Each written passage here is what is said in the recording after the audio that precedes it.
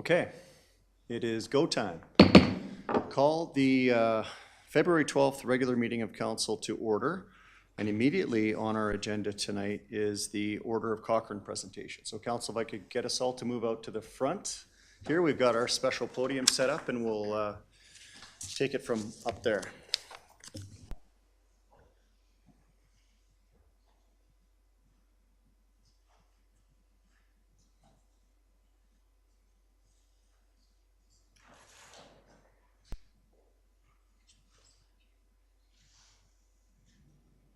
Green means go with this one. This is a little bit of an awkward presentation for us. We don't generally do the Order of Cochrane in this manner. There's a Cochrane Community Awards that would traditionally hand out the Order of Cochrane and a number of other community awards. In the absence of that award ceremony in 2023, Council felt that it was important to continue the tradition of honoring and recognizing an awesome community member by having the Order of Cochrane presented. So tonight we're doing that. There's maybe somebody could hold these, and somebody could hold this, and this. Cute. And I'll just read a little bit about, I said that each year the community is invited to nominate a recipient for the Order of Cochrane Award, and this award recipient is selected by our council. So at a meeting previous to this one, council had a voting tabulation, and we came to a conclusion to the individual that we're going to recognize tonight. But the Order of Cochrane is presented to individuals who, by their commitment, vision, and leadership, have created a lasting legacy in the development of our community. And tonight's award winner, and before I bring him up, I want to say a few things about Mr. Dan Crawford. Dan is this year's recipient, and it was, this is public knowledge as part of the agenda tonight, but we're going to make a big deal about Dan tonight. And what can I say about Dan Crawford? Everything, as I've become to know him as through my work as mayor, Dan actually and I are neighbors. I came to realize after I was elected, but Dan has done many things in our community, and it dates back to early 2000s and probably before that, but I'm going to go back to the BSE, mad cow disease and the BSE crisis, where Dan was instrumental in just getting a group together to raise awareness and funds for the Cattle Association and all the ranchers in the Cochrane area, and ended up on the Parliament in Ottawa. So that's one example of Dan's level of commitment to our community. It also ranges from golf tournaments to just grassroots initiatives that help the little guy. And I think that's one thing, Dan, that you could be most proud of in what you've given back to our community, is you've actually modeled behavior for others to be able to emulate you. It's small things, simple things, but they're always done with gratitude, selflessness, and with the community at heart. And I just, if you don't know Dan Crawford, you should Google him. There is a lot on there that even Dan, as you told me a few stories, I went and fact-checked you, and yes, they were accurate and factual, and I'm always shocked to hear of the stories that you have to tell. But I don't know if another member of council has something they want to say about Dan as we recognize Dan for the Order of Cochrane tonight. Susan, you look like you want to say something. Just want to thank Dan for all his leadership in the community. You've made a difference for so many people, helping so many organizations keep afloat and being able to carry out their mission in the community. And he's got one this Saturday if anybody wants to donate to it. Thank you, Dan. Anyone else? Dan, from wrestling to the ladder match, you've got it covered. You've done a lot of good for people in this community, big, small. I remember being part of your first event, so congratulations on this. It speaks wonders to what you've done for our community, from your tributes to outhouse races to movies to whatever you've done. It's always noticed. Into Santa visits for kids that are in need. It's always appreciated. Thank you for being such a great community member. Okay, why don't we get to the man of the hour. Dan, would you please come forward and We'd love for you to say a few words and accept the award tonight. Dan Crawford, everyone.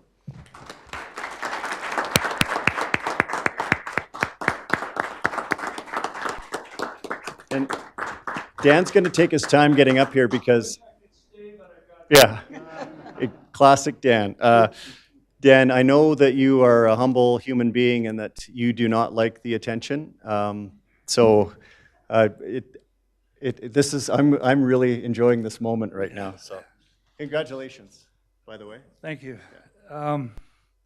You know, sometimes it's hard to find the right words, especially when something happens that you didn't expect. And I should tell you, I certainly have not spent 50 years in volunteerism expecting this kind of recognition. So it is certainly a very special moment. I think first I would like to thank Mayor and Council and everyone that was involved in selecting me. I mean, the one thing that went through my mind when I was selected, I just thought of all the other people I've worked with over the last number of years, 20 years here in Cochrane. And if we were to bring them here, they would be lined up out the door because they were instrumental in me being here tonight. You can't do anything successfully without the help of others. And I could talk to committees, I can talk to associations like the Lions, the Rotary, the Kiwanis, the Helping Hands, the Activettes, the Home Treasures. I mean, the list goes on and on. So to receive this award, I know I am certainly very, very privileged by the fact there are so many people in this community. I would also like to acknowledge the other nominees.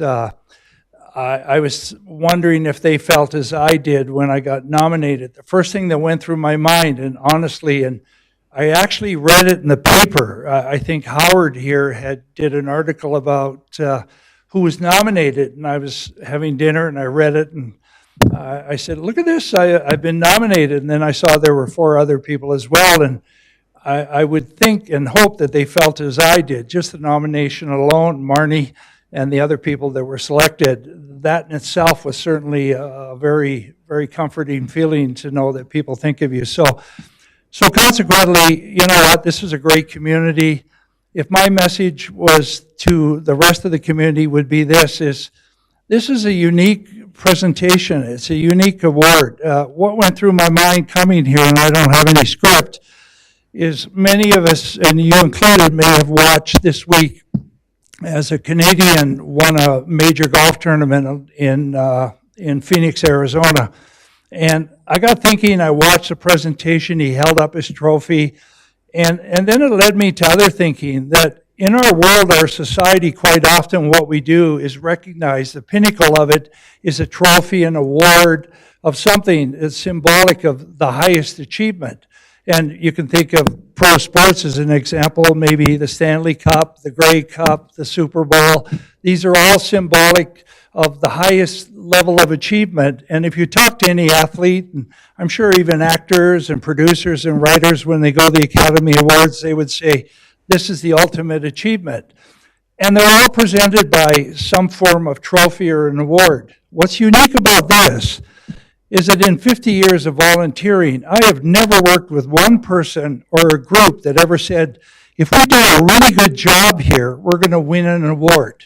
Volunteerism isn't about receiving awards. The award is the satisfaction of the completion of what you're doing, the difference you make to the people that you help. So I would say to you here, this is a very special presentation to me, and I thank you very much for it. Should we go in front of the podium and have a little, why don't you come around here and stop hiding. Okay. I would note that Dan was nominated twice in those nominations. So. Were you allowed to vote twice? It had nothing to do with me. Way to start a rumor, though. Yeah. Thank you.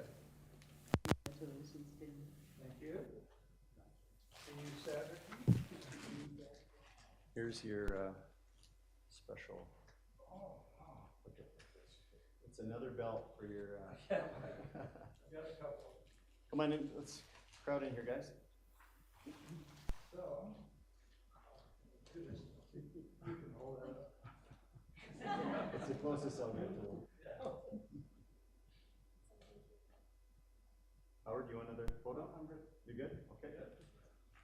Congrats again, Dan. Well, thank you. Thank you so much for just a while. Thanks for all you do. Thank you. You as always.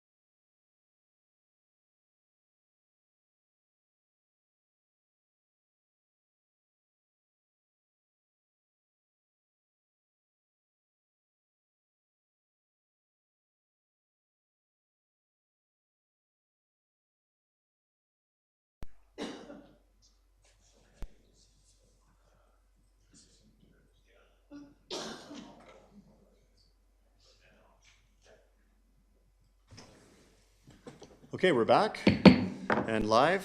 Thank you, Council. That was a good moment. Moving on in our agenda, we have adoption of the agenda. Need a motion to adopt the agenda as presented.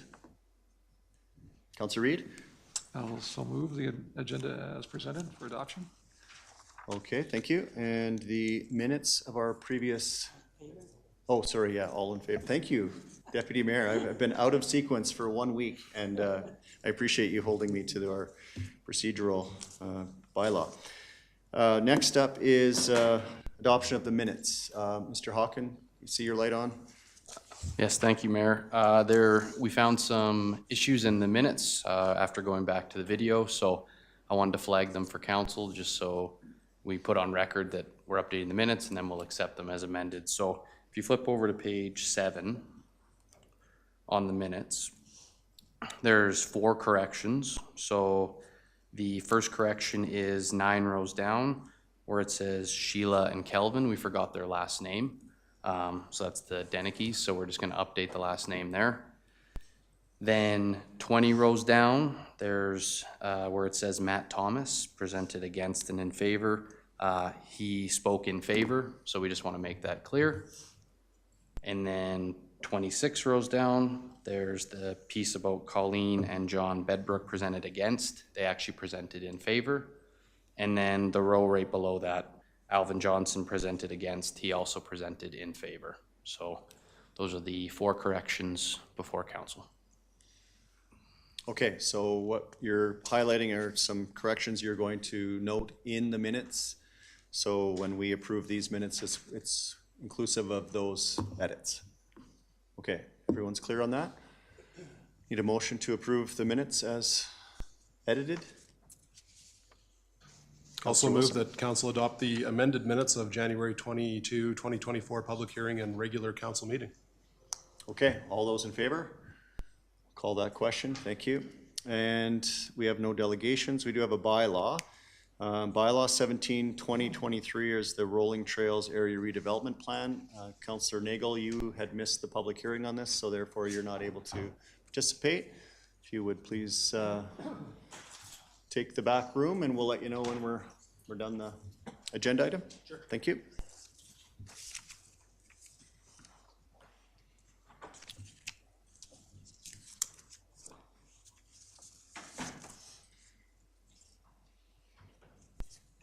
Okay, I'll welcome administration to the podium, please. Good evening, Mayor and members of Council. The purpose of this item is for Council's consideration of second reading of Bylaw 17/2023, the Rolling Trails Area Redevelopment Plan. I'm joined today by Candice Bannock, who is the Senior Planner managing this application.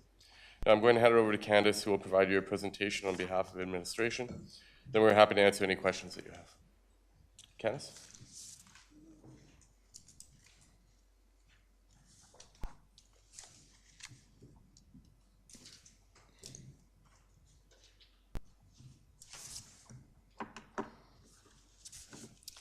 All right, good evening, Mayor and members of Council. So as you've heard, this is for Council's consideration of second reading of Bylaw 17/2023. So just looking back in time a little bit, this plan has been going on for several years. So back in June of 2019, the applicant did come before Council to present their community enhancement evaluation. In October of 2019, administration did accept the formal submission of the ARP application. And then between fall of 2019 and now, there have been several reiterations of the plan, reviews of the plan by several different groups, administration, the agency review, public review and engagement, and like I've mentioned, it's been refined several times. And then obviously the completion and review and acceptance of these supporting studies that were completed. And now we are back in front of Council today for Council's consideration of second reading. So looking at the plan area, Rolling Trails ARP is located in the southwestern portion of Cochrane, between the western town boundary and Highway 22. It encompasses the existing Rolling Range estates and Towers Trail communities, which equal approximately 355 acres. So going back a bit again to, we wanted to talk a little bit about the planning hierarchy. So these are all of the plans that we take into account when working through planning applications. The top portion of the pyramid, or the list here, I would say, are the higher level regional or town-wide policy documents. And then as you move down that list, the plans become more and more detailed and guide the plans below them. So we are currently here in the orange at the area structure plan or area redevelopment plan stage. This being the stage that sets the high-level framework that will guide the future neighborhood plans that follow. As such, this area structure plan does not have all the answers for all the questions or all the details. This is the framework to guide the future steps in the development process. So looking at the current configurations of the land now. The plan area was annexed into the town in 2004 as part of a large-scale annexation with Rocky View County to facilitate future growth. It is made up of 43 existing parcels, primarily acreage parcels, which range from approximately 2.5 to 20 acres in size. All of the existing acreages were created through subdivisions granted by Rocky View County prior to the 2004 annexation into the town. Within the 43 parcels, 2 are town-owned, so those are identified in the green on the map. One in the northern area was dedicated as environmental reserve due to the slopes in the area, and another on the western edge of the plan area that was previously dedicated as municipal reserve during the subdivision of the Towers Trail portion of the plan area. There are also 2 utility lots within the plan area. One is an AltaLink electrical substation on the western edge, so that being located right in this location here. And the second is a parcel in the north that was recently acquired by Nova Gas, being number 6 on the map. This situation is different than other situations that the town has considered in recent years. Typically, administration brings forward area structure plans for larger scale greenfield development that are owned by a limited number of developers or landowners. In this case, there is a developer who has interests in a few of the parcels within the plan area, and acreage residents maintain the ownership of the remaining parcels. Administration required the applicants to include all of the Towers Trail and Rolling Range Estates areas within this ARP area, as neither area has had higher level planning completed for it yet, and we wanted to ensure a comprehensive development would occur. This slide is illustrating the natural features that exist on the land. A higher level ecological inventory was completed for the plan area. It identified 54 water bodies, 48 of those being wetlands, and the remaining being man-made ponds or dugouts. Roughly 8% of the plan area consists of wetlands. The water bodies are shown in darker blue on the slide on the left. The higher level reporting has identified 3 wetlands as being environmentally significant and recommended to be retained. 2 of these are identified in the map on the right. So there's the one centrally located within the plan area.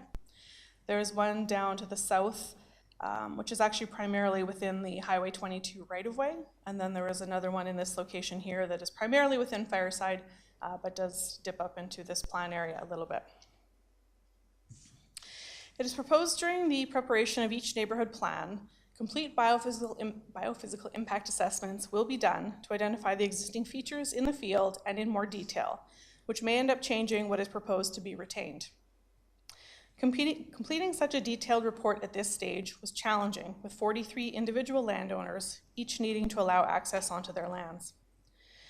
There's also a significant slope in the northeastern portion of the plan area. This is shown most clearly in the green hatching in the map on the right.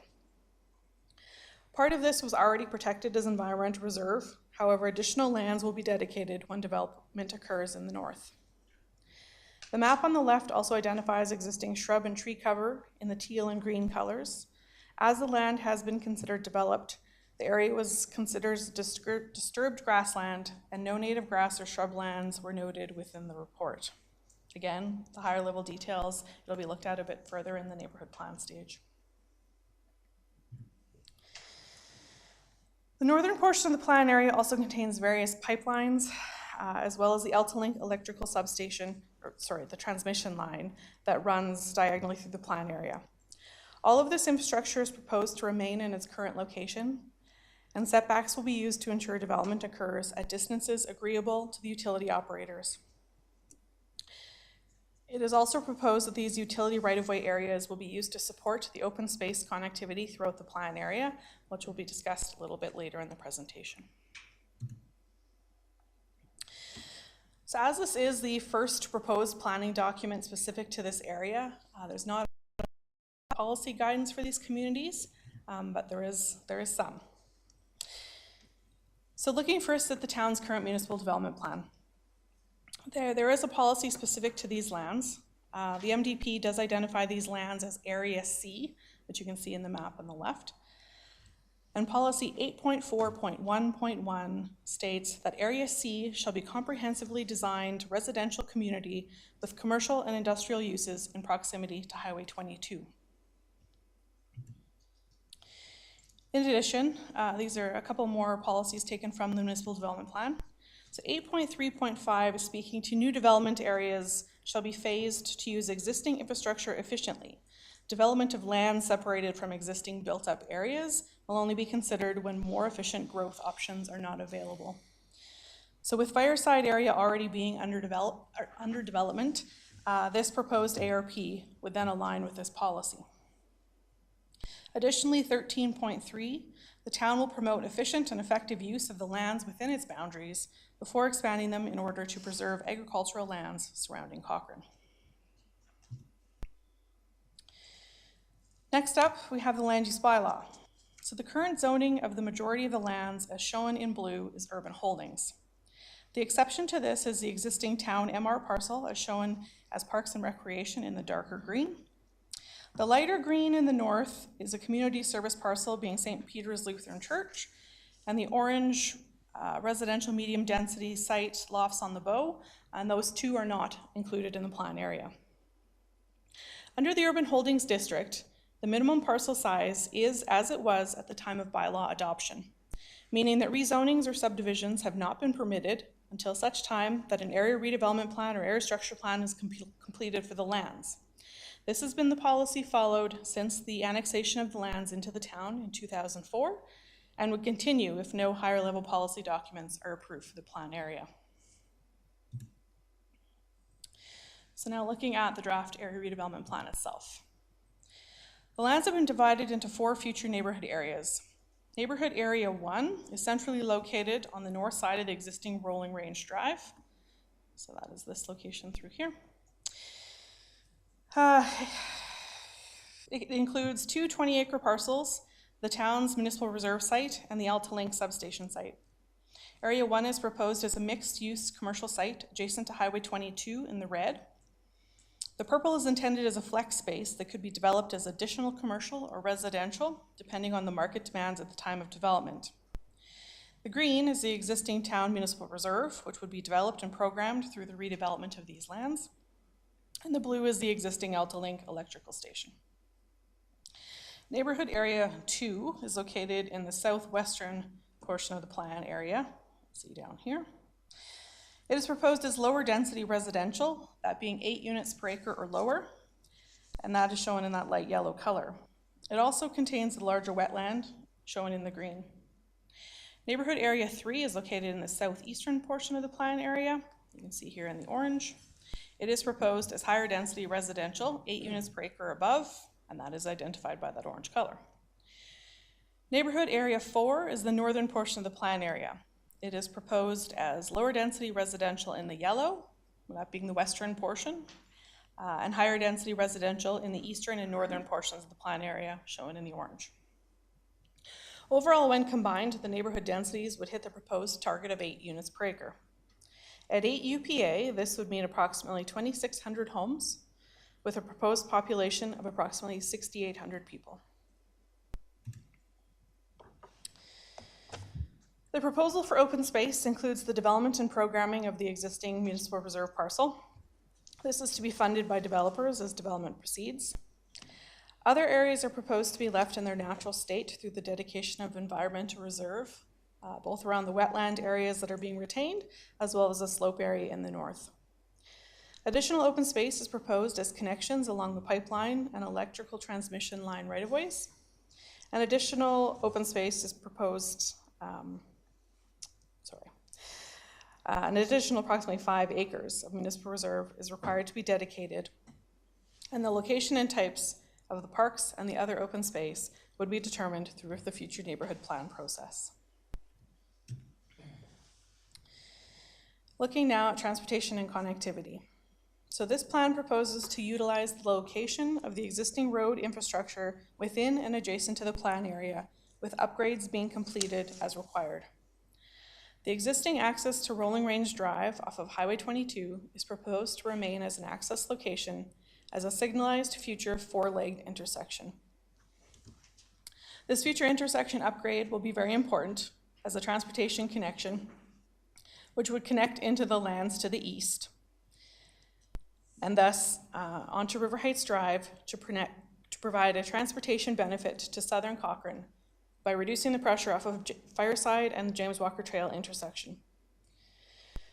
During the development of the area redevelopment plan, Alberta Transportation did require the applicant to update the functional study for Highway 22 south of the Bow River to support using the existing intersection with upgrades to service the development.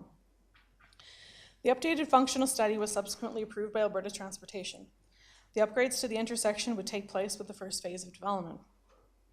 The existing Rolling Range Estates, Rolling Range Drive, and Towers Trail, so these roads here, would all be upgraded as necessary to support the development. A connection is proposed into Fireside to the south, you can see here, and an additional conceptual spine road to the north is proposed that would connect Towers Trail in the north. The alignment of this road could change as detailed design does occur and the timing of future development is more widely known. All of the details and road cross sections for these upgrades will form part of the requirements for the neighborhood plan.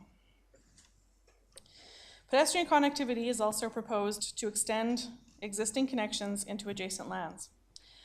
Pathway connections are proposed to extend from both the east and west sides of Fireside to the north. The connection on the east side would connect future pathway locations across Highway 22 through the lands to the east and connect into the river pathway system. The connection to the west would continue north along Towers Trail to connect into George Fox Trail in the north. And then there would be the additional pathway connection through the center of the community as well. The applicant did work with the community organization by Cochrane to determine the preferred pathway locations that have been proposed. Additional connections would be made through the community along sidewalks, utility right-of-ways, and potential additional pathway connections determined through the neighborhood plan stage. So turning now to servicing, again, this is fairly high level being at the ARP stage. So water servicing is proposed to connect into the existing water mains in the adjacent lands to the south, east, and north. Sanitary servicing is also proposed to tie into the existing mains to the south, east, and north. A sanitary lift station has also been shown near the intersection at Rolling Range Drive and Highway 22. It may be necessary once detailed design work is completed at the neighborhood plan stage. Stormwater is proposed to be managed through 2 ultimate storm ponds shown in the approximate location of the blue asterisks. Due to the fragmentation of the land ownership and development timings, interim storm ponds may be required until the areas with the final ponds develop. The interim ponds will be the responsibility of the developer to maintain and reclaim once the final ponds are available. The applicants have provided the required level of detail for servicing for the ARP stage of planning. Further detailed design would occur with each neighborhood plan. Looking now at public and resident engagement, the ARP has been the subject of much public and resident engagement since 2017. The applicant team has held over 40 individual and 7 group landowner meetings with the plan area landowners between 2017 and 2022.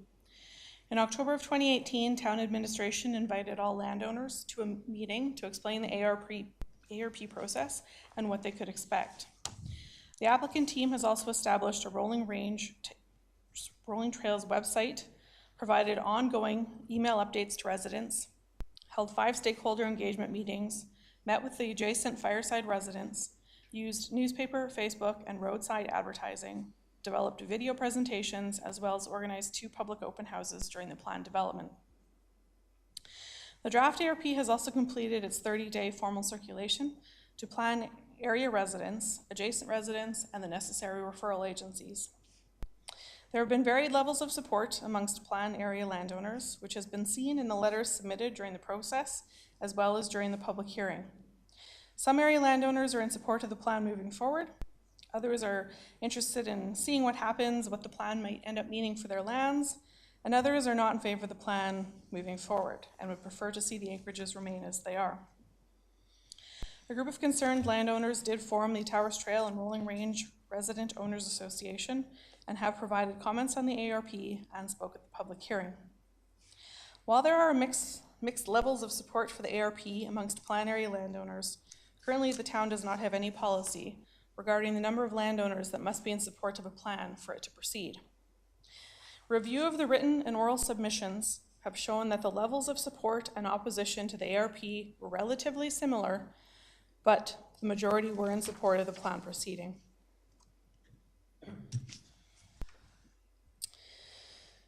The plan is built in a policy that allows for landowners who are not in favor of developing to continue residing on their acreages.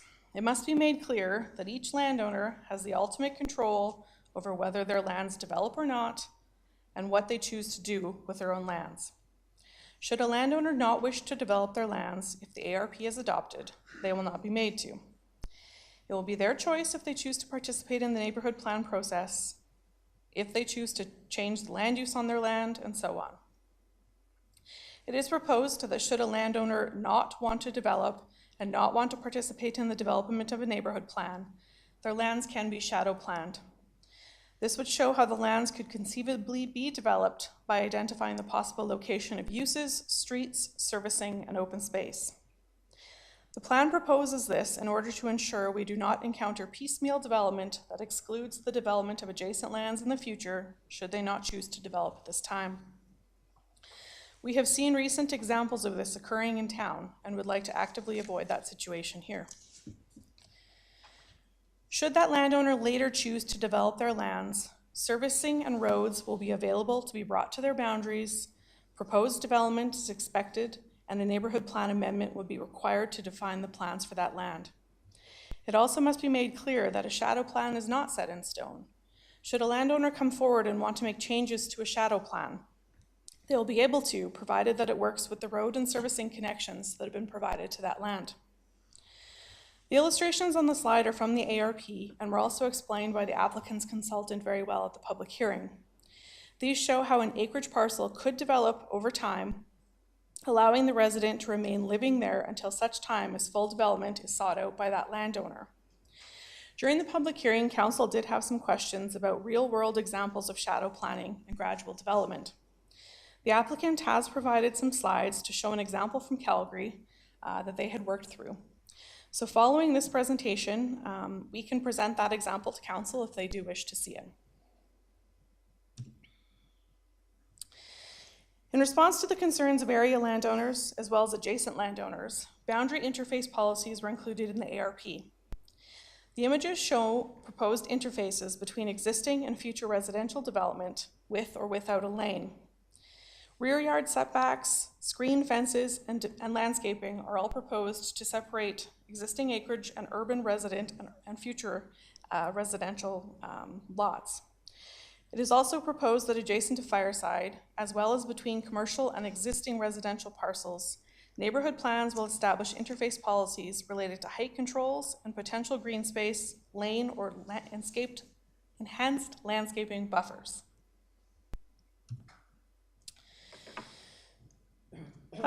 So this next slide here, I was just looking to show some of the various items that will still be requirements of the future neighborhood plan. Again, this is the high-level framework. The details come with the neighborhood plan. So this ARP does not have all the final details determined. It was never intended to. The ARP is the overall framework that is the first guiding step towards future development. It is also important that this development would not happen overnight. There are still various stages to get through for those with lands who are choosing to develop. Understanding not all landowners want to develop, it'll be many years before full development could be realized in this area. At the public hearing, we were talking about this being a 50-year plan. The ARP is guiding how that future development will look, but the details really come with the neighborhood plan stage. Standards will likely change over time, and these future neighborhood plans can help design the future development with the most up-to-date standards. At the neighborhood plan level, approximately 9 additional reports will be required. These include biophysical impact assessments, historical resource clearance and historical resource impact assessments, environmental site assessments, geotechnical studies, slope stability reports where applicable, stormwater management reports, traffic impact assessments, hydrogeological reports to assess any potential impacts on adjacent wells and septic fields. Additional items and details that will be required to be addressed at the neighborhood plan stage include future land use scenarios, lot design and configuration, lot sizes and density, proposed open space, municipal reserve and environmental reserve dedications, landscaping concepts for open space, pedestrian, bike, and transit connectivity, access and road circulation in the immediate and long-term road cross-sections, infrastructure upgrades, whether that be servicing or the upgrades to Towers Trail, Rolling Range Drive, and Rolling Range Estates, phasing, constraints to development, whether that be geotechnical, environmental, hydrogeological, archaeological, or historically significant features, design guidelines to show how development will interface with streets, open space, adjacent development, water and wastewater surfacing strategies, including identification of required right-of-ways, transit plans with future routing and transit stops. These are just some of the examples of things that would still be required to be proven out at the neighborhood plan stage. Moving forward beyond the ARP, understanding the time that will be needed for the completion and adoption of a neighborhood plan, following into a land use amendment, future subdivision, development permits, and finally the issuance of building permits. We are here at this area structure plan right now in February of 2024. Working through this whole process, it's expected that we would not see buildings occurring on the land until approximately 2028.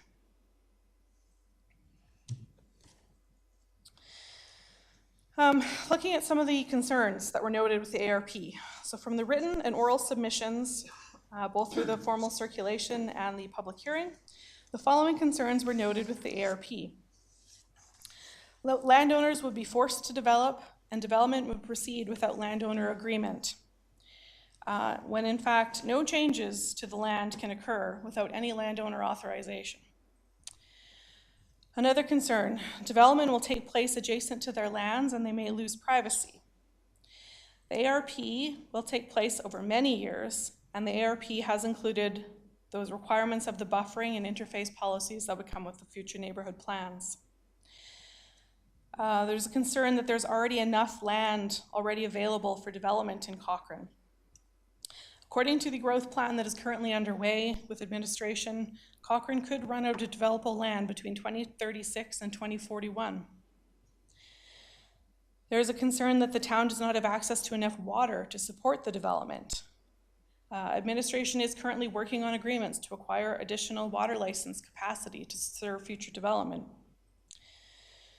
There's a concern of reduction in property values, increase in noise, dust, and disruption of construction. So having planning in place and servicing connections extended throughout the planning area would likely increase property values. Construction noise and dust would be regulated the same as other areas of town through the noise bylaws and dust control measures required of development. There was a concern that the area is home to many species of mammals, birds, grasses, and natural areas. As we've mentioned, a detailed biophysical impact assessment will need to take place with each neighborhood plan to determine what is present on the lands. There's concerns about the increases in traffic. Again, the proposed development would be phased in over many years, and associated road and intersection upgrades necessary to facilitate the development will be made. The applicants will be made to do the traffic impact assessments, neighborhood plan stage, and every subsequent subdivision to prove that the infrastructure is sufficient to handle the development. There was a concern about the studies and reports completed to support the ARP were inadequate. And again, I think we've noted a few times through this presentation that the detailed reports and studies continue to be required at the neighborhood plan and future subdivision stages. There was a concern about infrastructure not keeping up with growth in Cochrane. Development is typically the driver of the infrastructure upgrades. The development of the ARP area brings online the upgrade of many roads, intersections, servicing connections, development of the existing municipal reserve site. Growth also plays a role in the funding of new schools or health facilities in the community. There's concerns about the removal of wetlands. Again, as we noted, through the neighborhood plan process, there will be detailed reporting that will determine wetland classifications of all the wetlands on the site and identify any further wetlands for retention. There's a concern as well about the developer not purchasing smaller parcels of land within the plan area, but there is no requirement for the developer to purchase additional lands. That is obviously their choice. Administration is of the opinion that there are effective policies and mechanisms available to mitigate the concerns expressed by those in opposition, while enabling the plan to proceed to the next stage of development in order to advance the goals and objectives of the town of Cochrane. Next, looking at a list of benefits of approving the ARP. So overall enhanced connectivity, developer investment in the infrastructure upgrades of Highway 22 and Rolling Range Drive intersection, Towers Trail, Rolling Range Drive, and Rolling Range Estates roads. Provision of pedestrian and transit connections that allow more areas of town to be connected. Provision of a variety of housing types. The applicant has spoken quite frequently about the opportunities for seniors housing and rental products within this area, redevelopment plan area. Provides opportunity and allows residents to make choices on their lands. If the ARP is not approved, no further subdivision will be supported. The ARP provides certainty for the future of the lands. Currently, we have a developer willing to lead the process, which will not always be the case. Provision of developed open space in an area of town that is considered as needing attention in the open space master plan. This advances land for development, slowing the need for future annexation. As I'd mentioned, the growth study currently underway does identify that Cochrane could run out of developable land between 2036 and 2041. The plan advances the goals of the Cochrane Sustainability Plan and the Municipal Development Plan. Under the Cochrane Sustainability Plan, by 2059, the density within the 2009 footprint of Cochrane is to increase by 25%, and these lands were identified for future development within the MDP. And finally, it allows the future neighborhood plans and development to be evaluated under the lens of the Envision Cochrane 2050 plan, should it be adopted prior to the first neighborhood plan coming forward. So tonight, we are asking council to make a determination only on second reading. So this is also a little bit different than what you've seen in the past. Usually, we're also requesting third reading happen at the same time. So in this case, the next step after second reading will be submission to the Calgary Metropolitan Region Board, or CMRB. Member municipalities are required to submit all new ASPs, ARPs, neighborhood plans, and the MDPs to the CMRB for review and approval prior to the municipality granting third reading and adopting the item.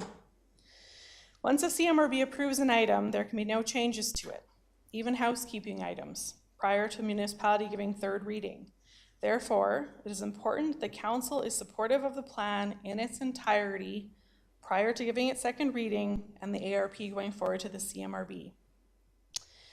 The CMRB reviews the draft plan against the Regional Growth Plan, a process which takes approximately 3 to 4 months, after which administration would then be back to bring the ARP for council's consideration of third reading. Following the adoption of the ARP, the next step prior to any development being approved would be the drafting and adoption of a neighborhood plan. So with that, administration does recommend that council give second reading to Bylaw 17, 2023. And again, should council wish to see the additional information drafted by the applicants relating to the shadow planning and the real world example, and just let us know and we can show you that as well. Thank you for your presentation. I have to say that's one of the most robust, in-depth presentations I've seen following a public hearing. I really appreciated the format, the clarity, and the answering of the questions throughout the process that we've currently been in. So thank you so much. Councillor Reid, leading us off on questions. Sure. Well, actually, I'm going to make the motion that council give second reading to Bylaw 1723. In many ways, Your Worship, you kind of stored my words or remarks to Candace. That was a great presentation. You really brought it home with a lot of clarity. I think, this particular ARP has certainly created a lot of motion in our community, and I want to note that, and I recognize that. For me, I think it would be irresponsible as elected stewards of the community to not approve this. I think we need to demonstrate sustainable leadership. I think, Candace, is your word of the certainty of the future of this land, I think is really important, and it's good planning. So I think it's appropriate and necessary that we give this approval. I think what's happened, in the past is just a classic case of poor, fragmented, helter-skelter, random development that without this ARP, in my humble opinion, would be just irresponsible and poor planning. So I'm in support of it. Councillor McFadden. Yes, thank you. I wanted to first thank all the applicant and, of course, our staff for a great presentation.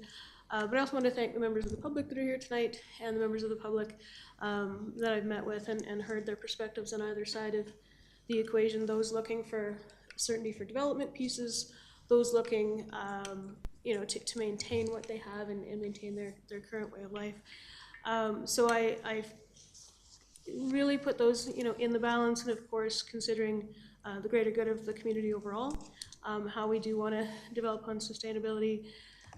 There's a lot here, roadways, there's a lot of benefits to this, but overall at the end of the day I'm going to actually be voting against this. Right now, I think by my count we have 7 neighborhood plans in development right now, if not more, and I really feel that as a municipality we need to start looking. I've long advocated for the idea of a sequential development. In short, I think we need to focus our development on those communities that are already approved and start driving those towards completion. before I'd really want to bring on a new neighborhood plan.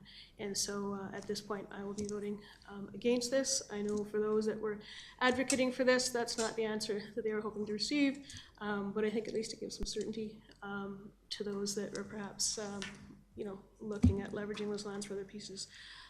But for myself, the greater good of what our community needs right now, and I really do believe we need to, for me, managing our growth is not only left and right, but sometimes reining it a little bit. And so I really want us to focus our future growth on the currently approved neighborhood plans.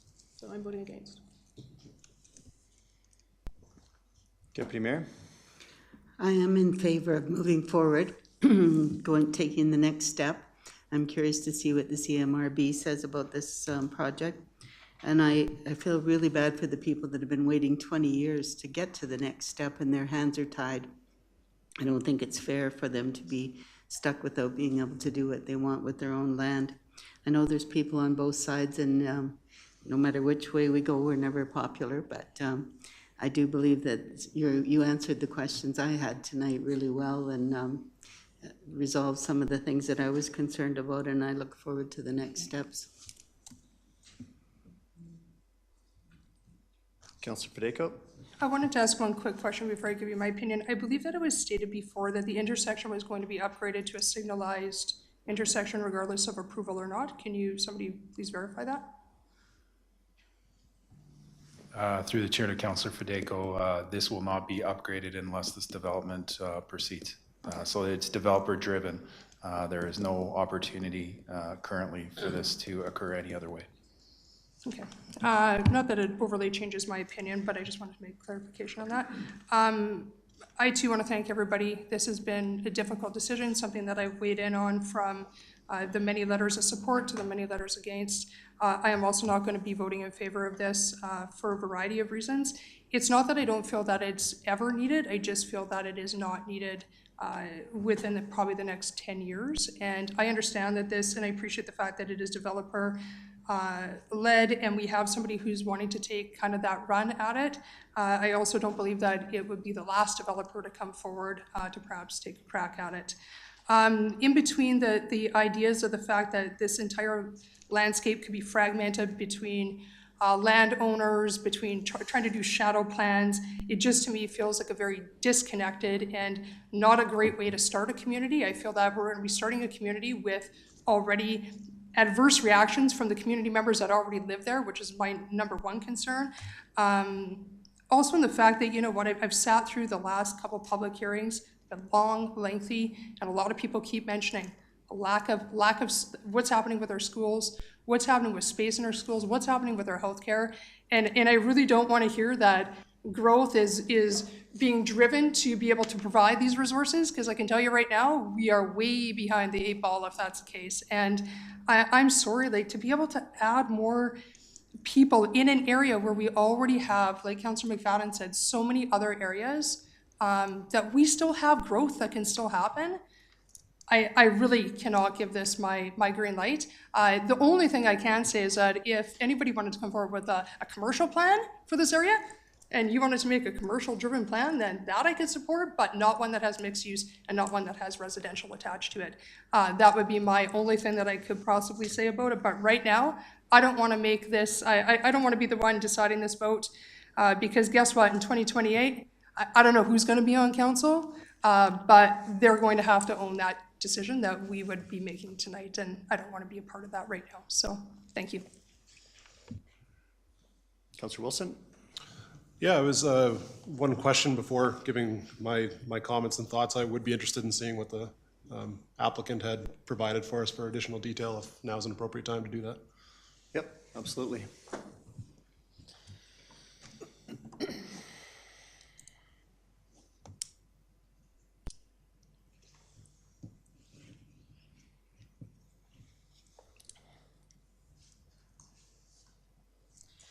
All right. So a couple of the areas that they had noted during their, some of the responses to the questions at the public hearing, they talked about Royal Oak and Rocky Ridge. So they did pull this together just to kind of show in real world example how this could play out. So this is from Rocky Ridge area of Calgary, sorry. And you'll see the area structure plan was approved back in 1992. And then the area that they had focused on was this area here. So this is the aerial photo of that quarter as of 2000. So much like rolling trails, it is a knob and kettle terrain. You can see wetlands that exist within the plan area. There are several acreages that are in there. There is the existing access into that does serve several of the acreages in there. So then fast forward a little bit. Here was the shadow plan that was done for Rocky Ridge overall. And I guess I would say just for the next slide's context, I guess pay particular attention to this area here and then this area down in the corner, because then you can see 2005, those pieces starting to build out. And then you do see that existing road or access being upgraded to an urban standard to provide the access in and then carry through the rest of the neighborhood or through the quarter section. So this was then 2005.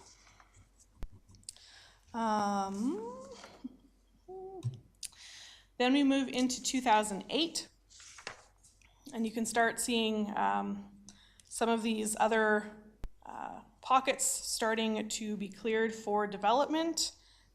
This area up in here in particular as well. So you can see some of the existing acreages remain, some areas as pockets, moving forward for development. Then moving into 2010, that is for this area down here. So 2008, there's nothing on the landscape.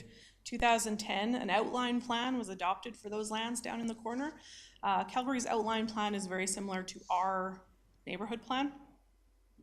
And then you'll see through that neighborhood plan or outline plan, they also did include some shadow planning that was still needed in this location here, but the remainder was an actual outline plan approval for 2010. Moving forward into 2012, you see none of that has even started to come forward yet, even though it was adopted in 2010. There were some other portions of development that have kind of been happening in the meantime. Looking into the next slide, we're going to be looking at this area in particular. And then you have another pocket that has since developed since 2008. Now it's showing up on the aerial in 2012. So this is the next outline plan that was adopted in 2012. So as I mentioned, that was for this area up here.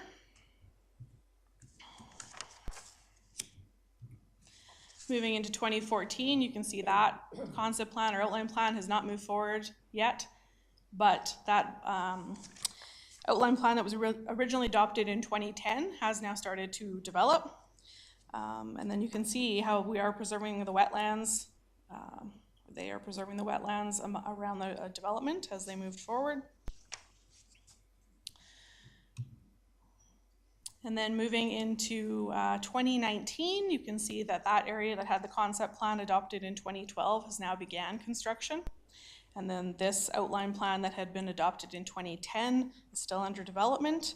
And then this was the area that had been shadow planned in that original neighborhood plan or outline plan back in 2010. So that has now realized development as well. And then moving into 2022, you can see, so this was the 2012 approvals have now, again, continued construction in 2022. You still have areas that are not developed that remain as acreages. And so this is 30 years after the original adoption of the plan in 1992. So now we're at 2022. So that whole 50-year vision that's been spoke of, this shows you 30 years out how something like this could develop. So. Councillor Wilson, does that answer your? Yeah, that was really good, thank you. That does help conceptualize what shadow planning looks like, especially over such a long time horizon. So my thoughts on this are, I appreciate the fact that it's a 20 or 50-year plan, as we've heard. I appreciate the timing and growth management considerations we're seeing. The fact that nothing will even happen here until 2028 is meaningful to me, because I do agree with some of my former colleagues' comments about do we have enough growth going on right now? Does Cochrane have other things to sort out before we start beginning new development, yes and yes, but this is a very long-term ARP. This isn't like a normal area structure plan we've seen in the past with much shorter time horizons. I appreciate the interface treatments, so matching the gates, the setbacks that are enforced through the ARP. I see that all municipal infrastructure right now that runs right by the ARP, including sewer and utility services, is already in place, so that makes this a very unique project to me. I also agree with administration's comments that municipal infrastructure and services would only improve the land value to current landowners if indeed they do choose to sell, of whom I care about a lot, and I've considered all their comments at length. I think this is a decision about weighing trade-offs. I appreciate that this developer has a track record in Cochrane. I believe I heard West Valley was part of their previous portfolio. That was meaningful to me. And finally, I'd say that I suspect that future councils still have work to be done on the next approvals phases of this, which could take a while, but the neighborhood plan to iron out a financial analysis of the rolling range ARP and make sure that we are approving a financially prudent development that gives more to current Cochrane residents than it takes if we're considering a multi-decade life cycle analysis, which is something I've been considering whenever we're talking about any growth scenarios. Our current consultant-led financial analysis of all of our currently completed communities will be done soon to guide us in that, thankfully, and I hope that this council or future ones, when we're considering the neighborhood plan of this, should it go ahead, we'll be considering those financial analysis takeaways we get from our current build-outs in the community and making sure that we're making decisions that lead to financial solvency in the future of Cochrane. With all those thoughts considered, I'm also going to be voting for the motion on the floor. Second reading. Okay, thank you, Councillor Wilson. I guess that leaves me to weigh in. One question before I share my thoughts. If you could, I believe phase one, as presented by the applicant, and I'm just going back to my notes, was village center, non-residential in nature.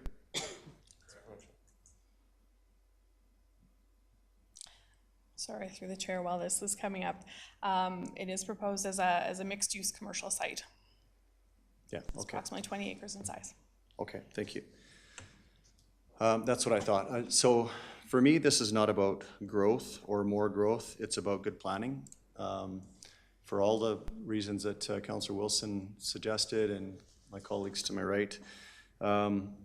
And ultimately, where I find comfort in this, and after listening to all of the residents, and again, I wish to thank those who participated in the process. It was encouraging to see so many people at a public hearing engaged, and obviously care about their properties and what happens adjacent to their properties. So, and some good arguments on both sides of the equation. But for me, it comes down to a good planning process. And I agree with you, Councillor Reid, that we would be, and I'm using the word negligent, to not plan lands. I think you referenced in your presentation tonight, Candace, about other examples in our community where we've not undertaken this level of planning. And again, this is a request by our policies of the town to ensure that we don't make those mistakes of the past again, where we isolate lands and then get ourselves into trouble about not having proper access, not having proper pipes in the ground or sized appropriately. And again, I think if with the absence of a plan, we're not only holding landowners at hostage about and freezing and sterilizing their lands until a plan is in place, we're actually planning in the dark for the rest of the community. We don't know what size of bridge to build. We don't know how much water we need or don't need. So it's incumbent on us to make those decisions. And it's not about just pouring in more people. And I think where I get my comfort in this is that we ultimately, a council, if it's not this one, a future council controls the outcome. There's still a process to be undertaken, and that is, we're at ARP, and I think you had I love the pyramid. The next stage is neighborhood plan. There's a public hearing at that stage as well. Am I correct? Yes, through the chair. So there would be public hearings at neighborhood plan, a non-statutory public hearing at neighborhood plan, and then again at land use. Yeah, and you took the next question. So after that, there's land use, and there would be more public hearings, more opportunities for people to weigh in, and more opportunities for council to steer this plan in the direction at that time. Today, we're approving an area redevelopment plan, giving clarity and ourselves some confidence in what we need as a community for our infrastructure needs. And again, where we have the ultimate control is that we can say or not, we can give or not give land use at any particular point. So in this, what I'm encouraged by is that phase one, and that's why I asked the question, is non-residential. We have a need for that type of land use in our community currently. So why wouldn't we approve this? And it's not one house will be built there.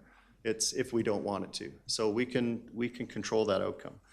And then I loved your point in the presentation, and I heard this over and over at the public hearing, but, and I believe that the feeling by some in the community is that they're being done to with this plan and are forced to do something with their lands, when really the landowner has the ultimate control of what happens on their property. And I'll stop there and ask that as a question. Is that accurate? Through the chair, yes, that is correct. Ultimately, the landowner can say, no, this road is not coming across my property, or that pipe is not coming on my property. I want it to remain as is. Through the chair, yes, that is correct. Excellent. So with that, I mean, in addition, we get highway upgrades, zonings that we require, certainty in planning, trail connections, pipe sizing and placements for future options, and we're not recreating the issues that we've had in the past. So for me, again, I'll be supporting the second reading, and I look forward to, as my colleague has said, what the CMRB has to say about this, and we'll see us back here at third reading. Any other comments, questions, concerns for administration at this point?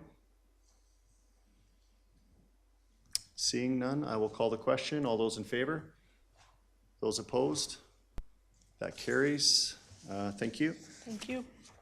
Take a minute to grab Councillor Nagel.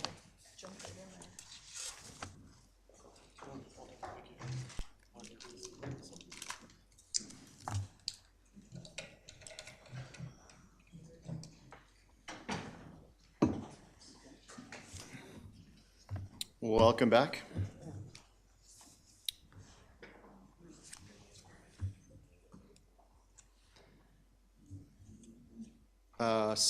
We're moving into the business section of our agenda, and 6A is the Community Action Lab Program 2024. Mr. Derricott. Good evening, Mayor and Council. Thank you for this opportunity to bring this before you. I don't have a in-depth report, just a few comments I would make before turning it over to Council for consideration.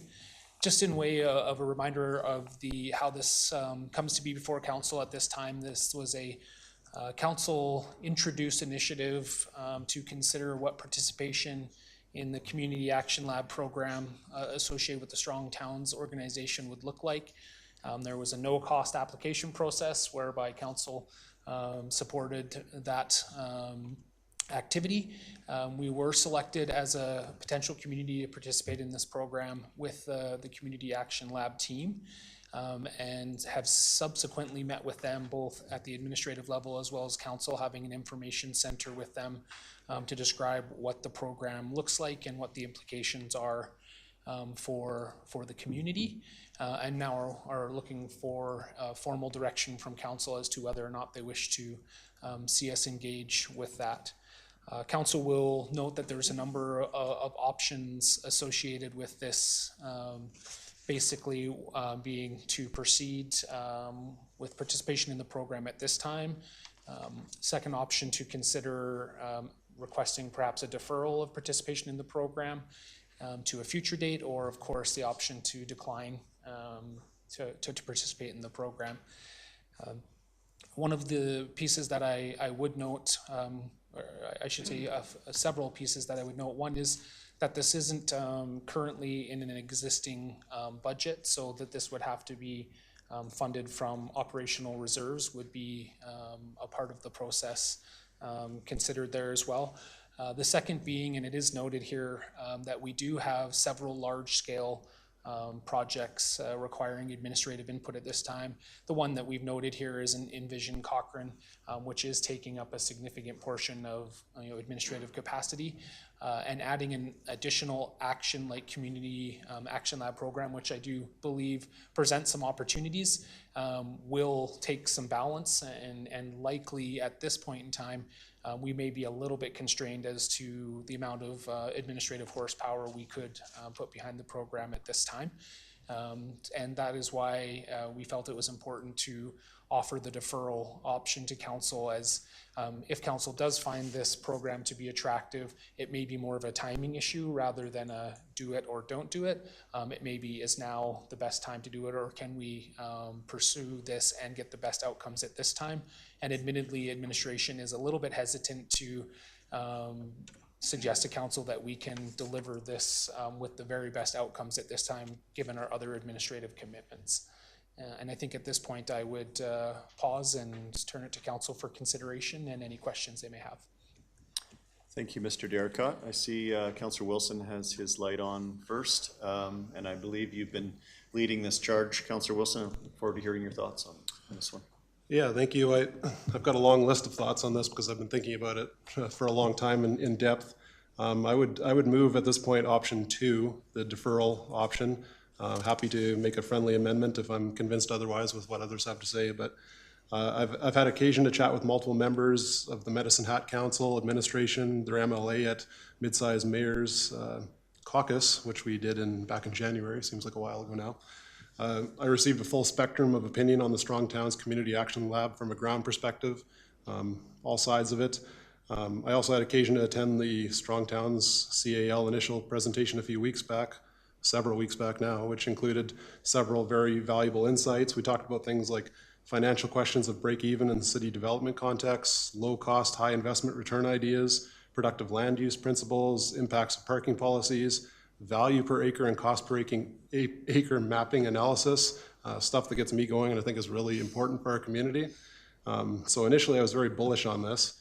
My thoughts for the Community Action Lab right now, though, with everything I've learned from talking to people, members of Medicine Hat in particular, that are going through this process, I've got the good, the bad, and the ugly for you. So the good, right from their website, this is the Strong Towns website, they talk about the way we develop our cities, the suburban experiment is bankrupting us and endangering our neighborhoods through a nationwide housing crisis, dangerously designed streets, a lack of transparency in city finances, endless highway expansion, huge wasteful parking lots.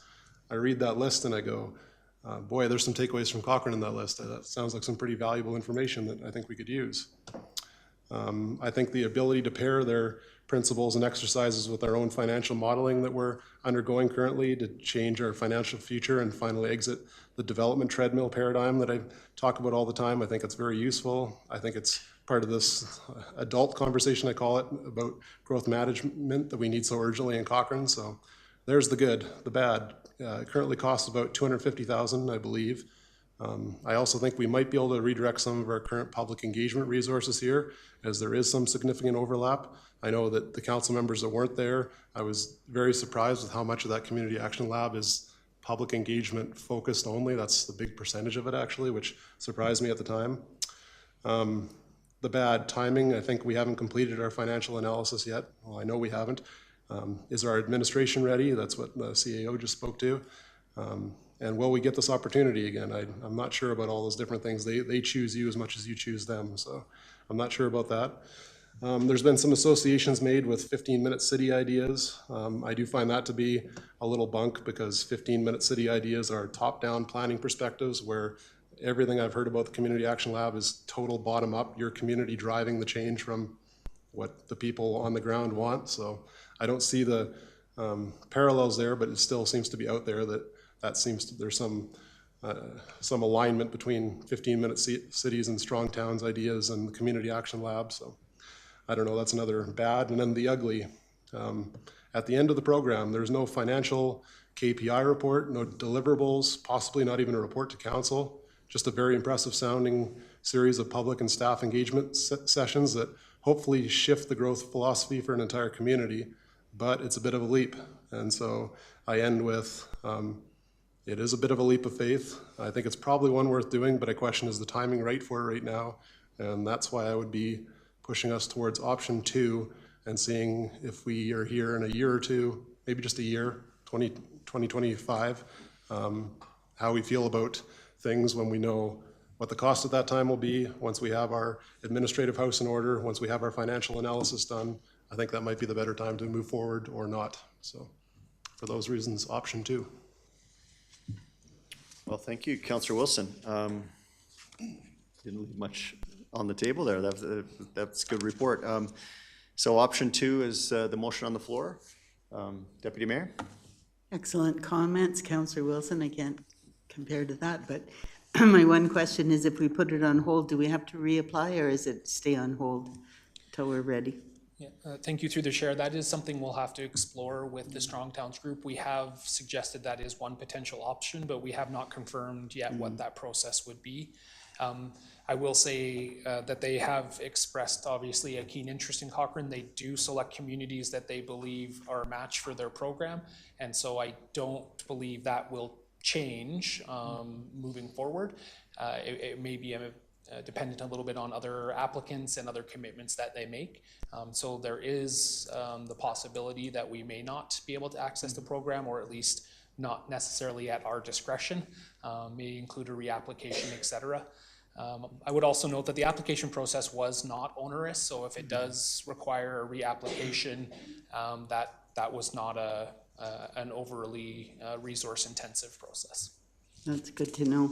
I like some of the things that they talk about: education, capacity building, and skills implementation, and lots of public engagement. But again, there isn't any way to measure all those deliverables, and I'd like to learn more about that before we sunk that kind of dollars into it. We have so many big projects on right now, and we're getting close to the next election.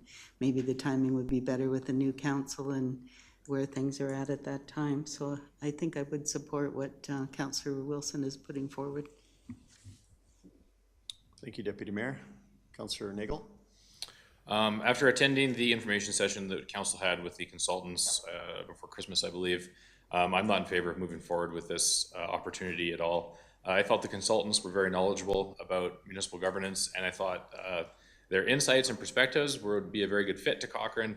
However, I thought that the service that they were trying to sell us for $250,000, I know, had no clear deliverables, and I have a very hard time spending any money, especially a sum that large without a clear deliverable. Ultimately, what this package was a bunch of community engagement, and I think when we're doing expensive community engagement, we ought to have a plan in mind for a deliverable as opposed to just broad education. So I don't even want to defer it, to be honest. I just want to feed it. But, thanks. Councillor Padeco? Interesting. I was kind of coming on board of option 2, but after listening to some of the comments, I'm kind of still probably in a mix between defeating it and moving option 2. I don't think it's necessarily a horrible idea, just I think the highlight, Councillor Wilson, you already pointed them out, I think that we have a financial wheelhouse that I'd like to have figured out long before I'm willing to bring on another $250,000 project. I don't think, kind of like Councillor Flowers said, perhaps this is a decision made for the next council, not us sitting around this table. And then maybe let them figure it out so that it doesn't get defeated all the way. I'm not in favor of having this come back to council before 2025. I think let's move it forward and let them figure it out. But to Councillor Nagel's point, and I hear this a lot, when we get into the development aspect, when we're hiring consultants that aren't from here, they don't live here, they have no idea of actually what Cochrane is like, it becomes very, very hard for me to say, okay, come on board, I'm willing to spend $250,000 for your opinion on a community that you know nothing about. You're just gonna study it based on what you see or based on other examples, and that to me is a little scary, because we do development with people that don't live here, they don't reside here. Frankly, it's not their problem once they leave, it's our problem because we stay. So that to me is a little bit of my thought process. I would be willing to move option 2 as long as it's not before the next election. Mr. Mayor, if I may, just I appreciate the comments so far. I did just want to add that one of the things that I think that attracted both Strong Towns to our community and vice versa is that there are some overlapping principles and some philosophies that I think are clearly aligned. And that we will continue to pursue those philosophies independent of whether or not we participate formally in the Community Action Lab program. So I don't want that to be lost in the conversation. And Councillor Wilson, I think, did a really good job of outlining some of those philosophical pieces and some that are actively underway in terms of financial analysis and other pieces that we will pursue independent of direct participation in this program. And I apologize, I did mean to mention that earlier. Councillor Reid? Yeah, I had the opportunity of participating in that presentation by the Strong Towns people. And initially, I thought it was going to be the mapping that we were all excited about, and then when I found out it wasn't, I was really disappointed. And like Councillor Nagel, I didn't see the value in this, with all due respect to my colleague, Councillor Wilson, whose opinion I very much appreciate. For me, there's just no deliverables that would warrant $250,000, and so I would prefer option 3. I don't think there's any point in deferring this, even within this council or the next council. I think this is not something that I would support. Councillor McFadden? Yes, thank you. I've followed kind of the Strong Towns for a couple of years now, and their different educational videos, YouTube stuff, their websites, all their points, and they do a lot of good work, so I'm certainly open to it. And of course, I'm a big supporter and proponent of, and we've talked about this as a council, our commitment to increased civic literacy and engagement. But yeah, so the red flag for me, of course, was the price point. $250,000 is a lot of money in any year budget, and with the uncertainty of what the deliverables were. I appreciate the administration's point about the timing, might not have the resources to adequately support this to deliver the highest outcome. And then also just looking at the current engagement we're going to be asking of our community, we've got the MDP plan, the 50-year plan coming forward. We've got various engagements we're asking from the municipality on the recreation side. So I would also feel that our residents are going to be heavily engaged in the next 2 years looking at those plans. So while I am a strong proponent of a lot of the ideals that Strong Towns advocates for, it's just not in my wheelhouse to support the price point and the timing.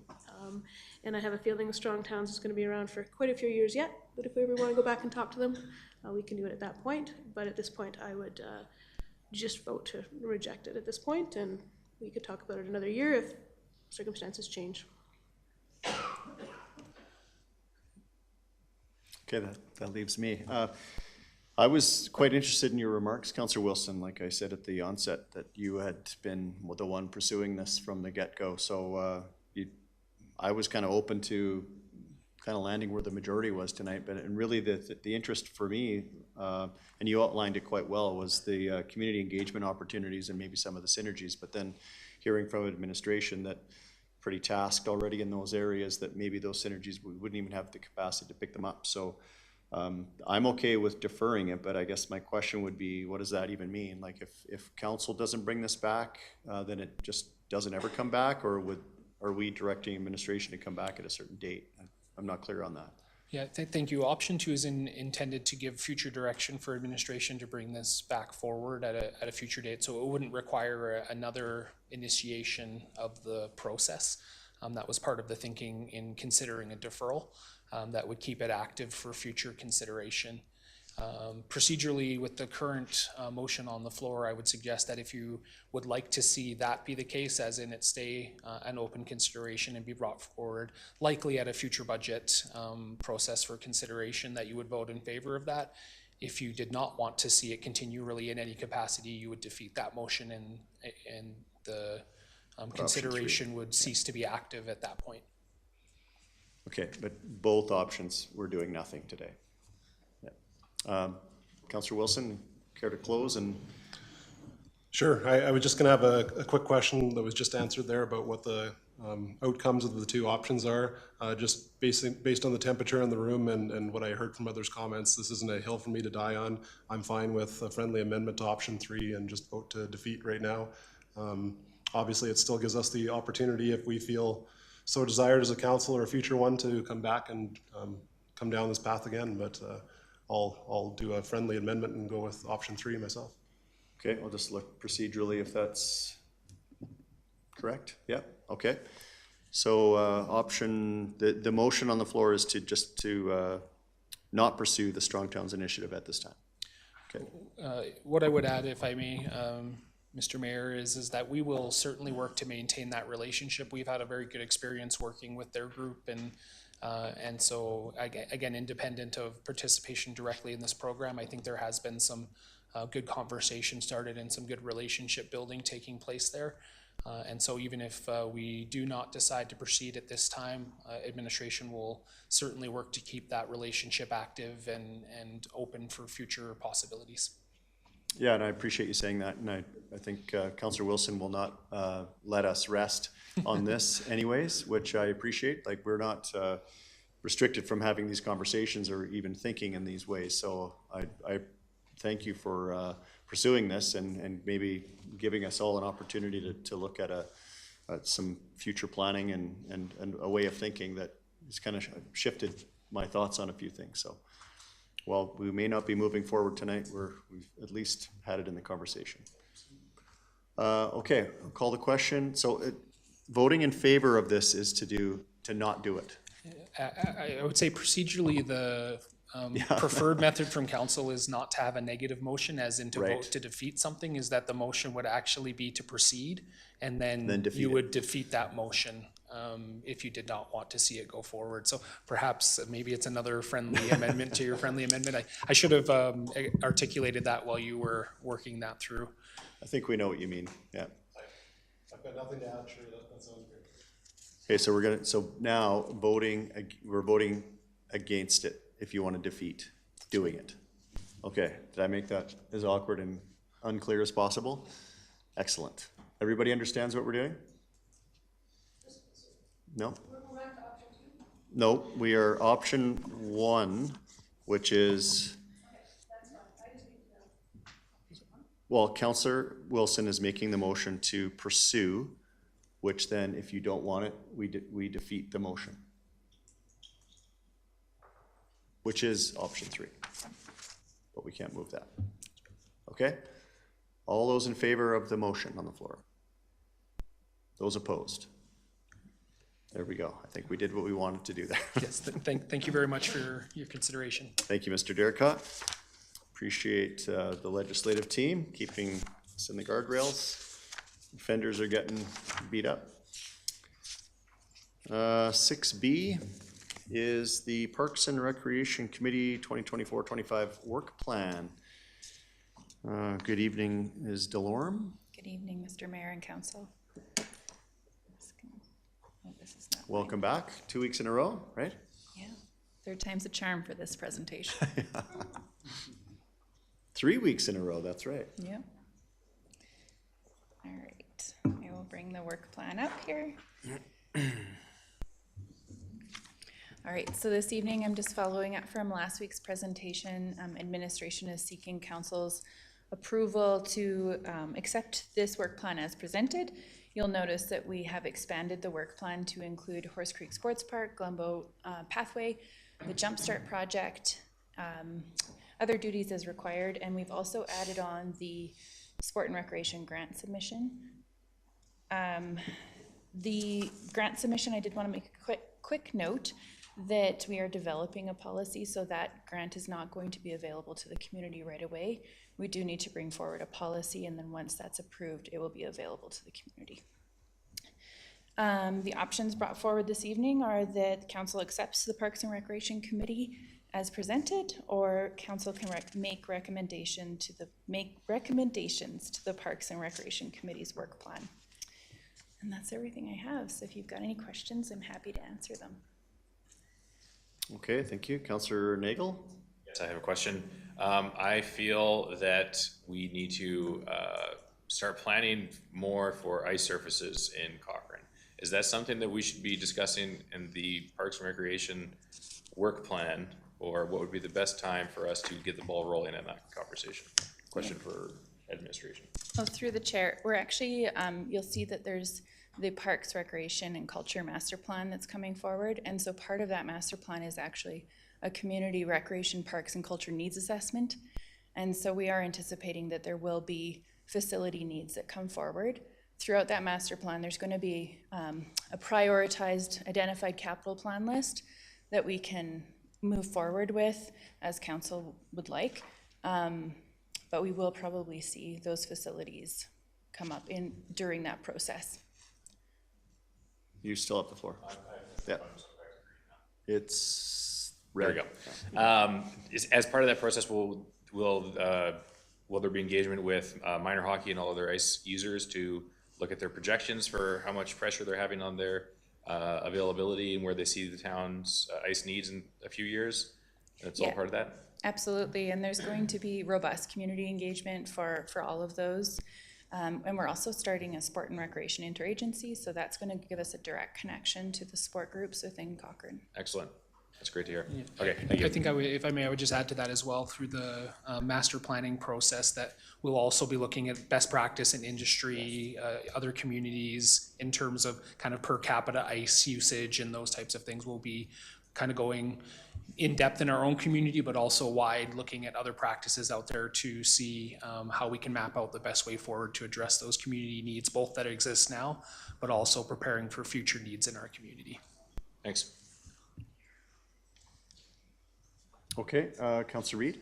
Yeah, I'm happy to support the work plan. I raised a concern previously about the membership. What would be the rationale for a council member being the chair? I might turn to Ms. Lowe to answer that. Just before we get that, that's separate from the work plan. Right. It would be a terms of reference discussion. Right, is that, and is that part of this approval tonight? No. Okay, I'll leave that alone then, thank you.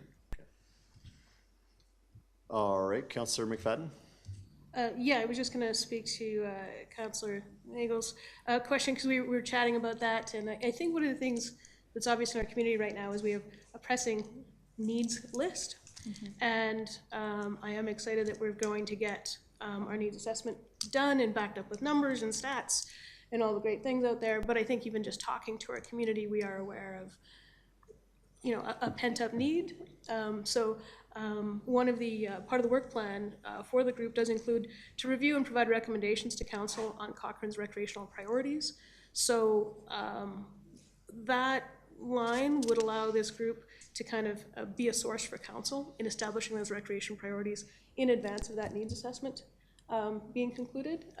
So I always appreciate great plans, but plans like that take, you know, a year or two to deliver, and then we put it on the shelf, and then we finally get to make decisions. But I feel overall the community's recreation priorities are more pressing than waiting on that. So it is part of the thing that is being assigned to this committee to do, and it could certainly be highlighted that it's a priority of council to kind of maybe work on a short list of those type of items. One of my hopes is that this committee, and of course that needs assessment, is going to allow council to start making decisions from, instead of kind of a reactionary decision point, when we get, you know, really strong advocate groups approaching us, but to be able to start making those decisions from the broader lens, you know, what do we need overall? So this group to hopefully provide some of that framework. And I know I had one of the committee members just reach out the other day. It was like, what's the work plan? I'm sorry I missed the meeting. I really want to be there. So there you go, eager to get going. So, and thank you, Ms. Lauren, to you and your team in the great work that's gone into scoping this out. So thank you. Councillor Federico? Thank you. I will also move option one. The only comment I can make is please let us know as council members that are not on the Parks and Rec committee how we can help you maybe to gather data and help with engagement processes. You know, for sure, just try to spread the word as to whatever you need. I think we've all sat here on council and highlighted how the need is for rec to move it as fast as we can and advance it as fast as we can. So I'd be happy to help you out in any way that I can. Thank you. Ms. Lowe, you've got your light on? My apologies, Mayor. If I could, the request would be that council endorse the work plan, the Parks and Recreation Committee work plan. There's just a wording error in the notice or in the motion. Oh, accept. So the recommended endorse. action is to endorse, not just receive. Okay. Thank you for that. Councillor Nagel, did you put the motion on the floor? So no one has put the motion on the floor. Or did you move it? Okay. Councillor Federico has moved to endorse the Parks and Rec. Okay, thank you. I don't see any other lights on. The only thing I will add is I really loved the line, other duties as required. Thank you for adding, so, and anything else that we come up with. Yeah, happy to support the work plan. I'll call the question that Councillor Federico has moved. All in favor? Carries unanimously. Thank you for your presentation. Third time is a charm. Thank you. That concludes the business section. We have no finance items. We do have a notice of motion that Deputy Mayor Flowers has been waiting. I believe this is your third meeting waiting, so we'll see what charm your notice of motion. There was no rush, but I think it needs to be discussed. So the notice of motion is that council direct administration to compile a report detailing the pros and cons of Cochrane requesting city status, asking for a report to be brought back to council for consideration by the March 25th, 2024 council meeting. So in regards to that, I just know that this topic has come up many times in the last few years. With the population increase and all the changes that are happening, I think it's time for us just to look at it. We do have a population of a mid-sized city already. I don't think any of us are clear on what would be involved with the changes and whether or not it would be a good direction for Cochrane to go. If it's passed tonight, I would like to know what the community engagement would look like, what would the cost be of the change, things like staff time, printing of signs and all the advertising. And some residents have asked about a ward system. Not sure that is appropriate, but it would be helpful to have some information about what that looks like. And finally, how would we work to keep the small town feel that we all treasure and enjoy? And I look forward to hearing what others have to say. Okay, thank you. Councillor McFadden. Yes, thank you, Councillor Flowers. I appreciate you bringing this forward. Certainly my understanding over the years is that whether we call ourselves a city or a town, it's mostly just a branding exercise. It's the research that I've heard over and over again, but I really appreciate this being brought forward so that we can kind of... Just turn your mic on. Yeah. So that we can start to publicly answer some of those questions, because I've heard those things. Well, if we call ourselves a city, we'll get more money. And it's like, well, that's not how I understand it. Or, you know, if we do this, we'll get more money. Or if we do this, we'll have more authority, or these type of things. So I really appreciate this so that we can kind of get some clearly defined answers to some of those. And I'm certainly looking forward to having a more, informed take on it. At this point, for myself, I think we should keep our branding as a town. I think what we call ourselves and how we feel about each ourselves are quite aligned. But I do appreciate actually getting some facts to back that up. So thank you. Councillor. That's Councillor Nagel. Yeah, we'll come back. Sure. Councillor Federico. Okay. I was just laughing because the lights went from like red to green all over the place. I'm too not necessarily against this in any way, shape, or form. I guess I was just more curious, like March 25th seems to be a tight deadline. Is that something that's supported by administration, or would you like, considering that I brought up a whistleblower idea that had like a long, lengthy 6-month timeline, now we're trying to squeeze things into 6 weeks, so it just feels a little tight for me. So I'm just wondering their opinion on that one. Ms. Almond? Through the chair to Councillor Federico, yes, please. I was just scrambling to look at that. We've actually tightened our reporting deadlines as well, which means that we would have to have a report ready by the 11th of March, which is pretty quick. So I would respectfully ask if we could minimally push that out by at least another 2 weeks, preferably a month to the April meeting would be more preferable, if you don't mind. Thank you. And I guess on top of that, I'm certainly in favor of the extended timeline, but also going back to Councillor McFadden's point of, it does seem to me a lot of branding issue and more of, do we like to call ourselves a town? Do we like to call ourselves a city? I don't really want to spend a bunch of money researching what this could be if it's going to be really cost prohibitive over the long run. So I'm kind of wondering if there's like a short way to do a report, like just like this is an estimate of the cost of like what all the rebranding would cost if we decided to switch over before I can kind of make my formalized decision, but I realize that might not be really possible. So I just don't really know how to look at that one. I just don't want to spend a bunch of money on something that in the end we're not really going to do anything with anyways. Ms. Almond? Yes, through the chair. I think the best way to tackle this is to look at the implications first, and then if further directed, we could look at the cost implications, but the initial first implications of what it actually means in terms of roads, et cetera, and in terms of changing to a city would be the initial reporting. Councillor Federico, you Yeah. still have the floor, yeah? Perfect. I would support that idea, is just seeing the implications first before we actually go on to maybe that next step, just so that we can all make an educated decision at that point. Councillor Reid? Yeah, the only interest I would have in this is what the financial implications are, one way or the other, in terms of, does this better the opportunities for our community than not? And I would rather extend the timeline. I wouldn't look for 2 weeks or a month. I would say, like, if it takes you 2 months, do it, but do it right, and take the time to get it right. Don't rush it in terms of being able to accommodate council in terms of its expectations. I think if it takes time to do it right, then do it right. I would rather have a longer time and have them bring it back earlier, like, overpromise and underdeliver, or overdeliver and underpromise. Take our time and get it right. Yeah. Councillor Nagel, thank you for waiting patiently. Yep, my technology is now working. It might have been me pushing the button the whole time. Anyways, I don't think I'll be supporting this motion. This is a topic that I have wrestled with a lot. I know in some of our strategic planning sessions, I have expressed that I thought maybe it was time for us to consider this. But it's something, ever since we've had those conversations, it has been something that's kind of been weighing on my mind. A few weeks ago, when this motion first came up, Mr. Eady, the reporter reached out to me and asked me what I thought about all this, and it really kind of caught me flat-footed, and I realized I didn't really know where I stood on the whole thing. In theory, I understand the conversation about discussing becoming a city. We're growing very quickly and have been for some time, and it seems that this is going to continue that way.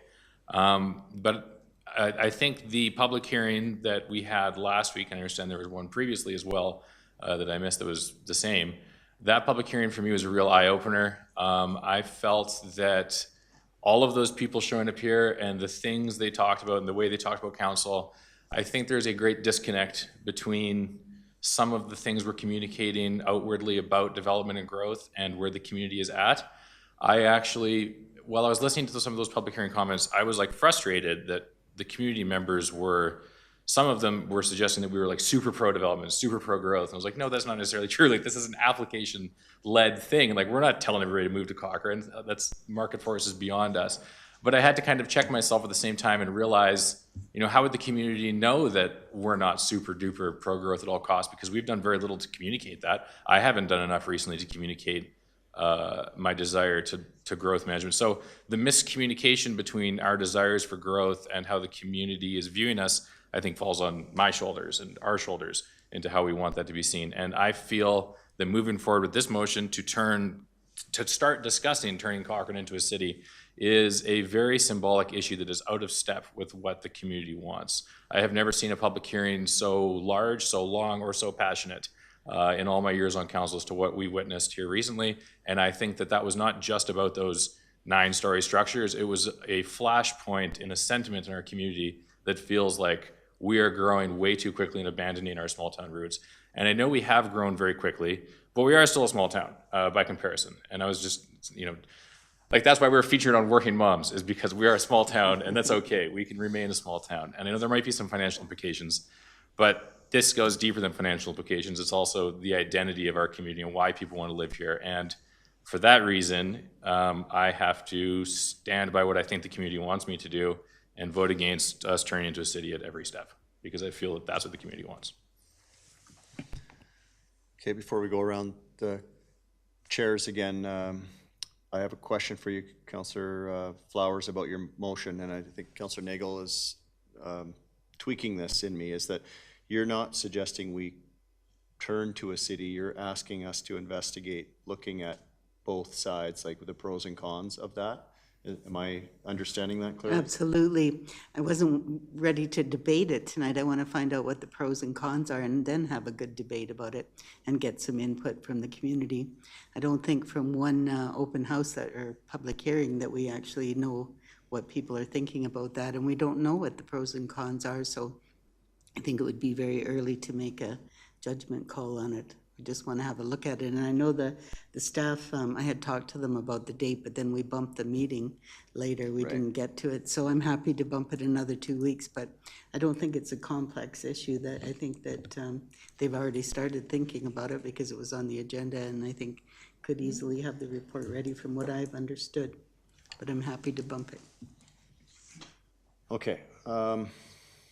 Yeah, I guess I'm in favor of investigating it. I think I agree with you. It's too early to take sides. I know what the perception maybe that we might be fighting in the community about, that we are doing that. And I think if we're clear in saying we're looking at if we're to stay the way we are, at least let's stay in knowing what our options are and what the future looks, and are we giving up millions of dollars of grant funding, for example. And I think that's what you mean, Councillor Reid, by the financial implications.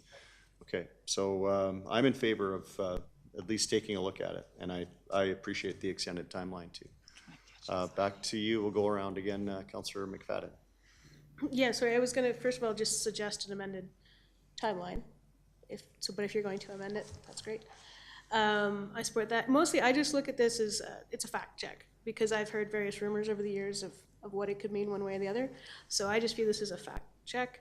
I did want to speak to Councillor Nagel's kind of the notes you made about the community response to the last two public hearings. And one of the wins of the public hearings I really felt was we had people, coming forward and saying, you know what, I moved here last year for the small town feel. And when I moved here 5 years ago for the small town feel. So I don't want the small town feel that I just moved here for to change, which to me actually feels like a win, because since I first started serving council in 2007, we've added 20,000 people, and the residents still feel that it's a small town. So as much as there was passionate dialogue from our residents, the fact that people still feel in our 35,000 population that we still have a small town feel that needs to be protected, I think has been a win for community planning, for the last decade and a half. So I took that as a bit of a win. But yeah, for me, this is just a fact check. At the end of the day, I'll agree with Councillor Nagel. I mean, I think if we view ourselves as a city, we're going to be selling that. And at the end of the day, I think people really want to have that small town feel, and that's what we need to call ourselves. So and that's how we want to identify it. But I want the facts so that we can have those conversations. Sorry, Ms. Almond, I did not see your light. No, that's before. okay. Thank you, Chair. I just wanted to respond to Councillor Nagel's comments. Just a little bit of information that we do have already is that the legislative requirement is extensive public engagement before you even consider it. So that would be part of the report that we would bring back, is that you do require extensive public engagement and how it would impact the community. And since I have my mic on, I would be really happy if we could have April the 15th Committee of the Whole as the date as opposed to March 25th. Thank you. Okay, I was going to ask for a date. Thank you for clarifying that. Councillor Nagel, you're up next in the queue. Yes, I did want to say that I do understand that the motion is just to collect information, and I knew that my comments would be received as though I was trying to skirt around that fact. But I completely acknowledge that that is the fact, that it is just for information. However, I feel that there are some topics that are so controversial that when you have a conversation about it, people jump to conclusions and it can do serious damage to public discourse. For example, at a larger level, if the provincial government decided to study the costs and benefits of separating from Canada, there may be a very strong financial case to do so, but if they started studying it, people would freak out. And I feel that on a much smaller level, a much less passionate level, this city issue is kind of the same. That I think there's such a adverse appetite to growing into a city of 100,000 plus people in this community that I think our residents really do not want us even talking about it. And that's where I'm at. Understood. Thank you. Councillor Wilson. Very quickly, just to weigh in that I'm in support of this motion just as a fact-finding exercise. I think it's useful enough to go ahead with, although Councillor Nagel did stir emotions in me that I'm sure I would agree with if they ever came to a decision point. But I think it's worth at least hearing. There's been a lot of bad information, or I don't even understand the difference between city and town status. So at least that would be a utility all on its own and worth pursuing. And also, I don't think it's worth, it's almost an insult to the intelligence of our residents to say that a fact-finding mission will stir a crazy hornet's nest that can't be stopped. I think it's simply a fact-finding mission, and once we have the details after that, I'm more than happy to put the brakes on changing to a city status, and suspect I will, but we'll support the motion tonight. Thank you. Okay. Deputy Mayor, you wish to close? A final comment. So people are already talking about this at meetings, it's on social media, people are asking the question, so that's why I brought it up, because I think we need to discuss it, have the debate, and then put it to rest. And I think that's what I'm trying to do. Okay, so the notice of motion is to direct administration to compile a report detailing the pros and cons of Cochrane requesting city status. A report to be brought back to council for consideration April 15th. You're good with that date? It's committee of the whole. Everybody is clear on the motion on the floor? All those in favor? Those opposed? Okay, that carries. We'll see you in April. Okay, that is item 8. Moving to item 9, Mayor's Report. I was compiling a Mayor's Report this afternoon over the weekend and realized we haven't actually had a meeting or a Mayor's Report opportunity for quite some time, so I'm going back a ways. I'll weigh in. I'll actually let some of my colleagues weigh in on the Mid-Sized City Mayor's Summit in Canmore. Councillor Wilson, I'm glad you were able to connect with members of the council in Medicine Hat. That's exactly the work that we do at Mid-Sized City Mayor's Caucus. So I'm really happy to hear that you had that opportunity. And I thought it was great. It was our first summit. Cochrane played a big role, obviously, as me in chairing that organization. A big shout out to our staff who supported me and us in that endeavor. I think from all of the feedback I've received, it's been positive. The mayors are looking at doing this on a regular basis. I'm not sure what the frequency rate will be. We're talking about maybe every other year. But we're still finalizing the budget, et cetera, but we're going to be cash positive.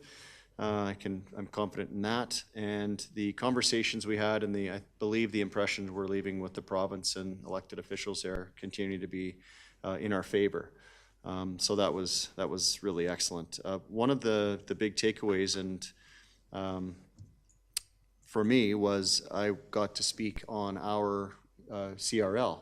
And it was interesting to talk about where our journey has been and the assessed value change and shift and the real change in our community in the 10 years that became active to now. And then Airdrie come up and talk about as they embark on their new CRL was really quite a contrast. And there was a lot of discussion around the 25 communities in attendance about how they can pursue something like this. And the minister spoke about Cochrane very highly, and that we are a example of how a CRL should and could go. So that was a key takeaway. Again, this is a big shout out to our organization. The Ranchview School snowplow naming ceremony was incredible. Having the team from ops there, those guys, their faces, and with the kids, the grade 3s, and I guess a little feedback was, or background was that the grade 3s chose the name of the snowplows and the street sweepers, and they were just so, it was such a breath of fresh air to go and see the joy in those kids' faces. And then our comms department pulled off a really good snow cone party for the kids, and they got to go and see a snowplow and learn about plow safety and et cetera, but the joy for me really was Chad and Wally, and their smiles were bigger than the kids. And those two gentlemen, I can't remember who was the plow driver. I should have written it down, but pardon? Brad. Those three gentlemen were exemplary employees and just exuded the operations of the organization in such a high regard. Just a big shout out to those guys. Continuing on that theme, the Emergency Services Long Service Awards. Again, Chief Pauley did an excellent job organizing that. MP Blake Richards, MLA, and Minister of Infrastructure Guthrie were in attendance, and I represented our community in honoring those individuals that give back and are on the front lines in our community. So it was great to honor them. Want to say some words to the Cochrane Public Library as they, I think Councillor Wilson, you're our representative there, in their quest, and I think whoever's been serving on the library board has always come back to this table saying the library wants more space, the library needs more space, we need to expand the library. Well, in the absence of an expansion, they now have a vehicle that they're taking out, and maybe I'll let you speak to some of this, but I was at the ceremony where they received the vehicle, and it was it's pretty cool for them to kind of shift, I guess, and to morph into something and provide services outside of the boundaries of their confinement of their building. Manitowoc grade 6, Councillor Deputy Mayor and I were right there, where Mr. Crawford and we were this afternoon. And this whole area was filled with kids, just pummeling us with questions. Love having grade 6s here, and they walked here from Manitowoc, so that was great. Update on the Trail Steering Committee, the trail plan. We saw the trail plan in its draft form. That will be coming to council in coming weeks, I believe, where we will see that plan, and the Trail Steering Committee will make a presentation to council on where we're at, and it's a really, really good document that lays out the plan, the future, and how they intend to get there. So coming to a council meeting near you. Parks and Rec, I'll let Councillor McFadden talk about that. I had the opportunity to do a ribbon cutting at a new business, Skin Loft, and I just appreciate every time we get the opportunity to welcome a new business to our community. That individual or that group is choosing to invest in Cochrane, and that was good to see all the smiles on those faces as they embark on their new journey in a new business in Cochrane. CMRB on Friday, robust conversation around the table about water, about drought, and I've checked in with our CAO. We're going to be having a presentation soon about drought from the province to get an update to our council. CMRB is talking about, obviously water is one of our priorities for the region, and I don't have to remind anybody in Cochrane about that one. So stay tuned for that. It was good to see our advocacy strategy roll out. I think that was last week. Yeah, it's Monday. I did get a couple of interview requests. It was interesting that the CBC and the city reached out for an interview on that. I haven't not seen a story yet, but interesting that the city media are following what we're doing out in Cochrane here. And so far it's been, I believe, received positively about what we're doing there, and it'll be up to us now to take it to the next step. The rec board met, and I do have a couple of year in review, and this was from our CEO report. 2023, the cost recovery for the center was 84.5%. I thought that was interesting. Forecasting for that to be hopefully better with what I'll go on to talk about is there is 192 staff at the center, making up 96.7 full-time equivalents. They're currently recruiting for a couple of positions if you know somebody looking for a job, particularly in operations. The other thing, and I won't, I can share this with you if you want, but finished the year with a record-setting 4,431 membership packages and 9,750 individual members. So the center obviously is a busy place.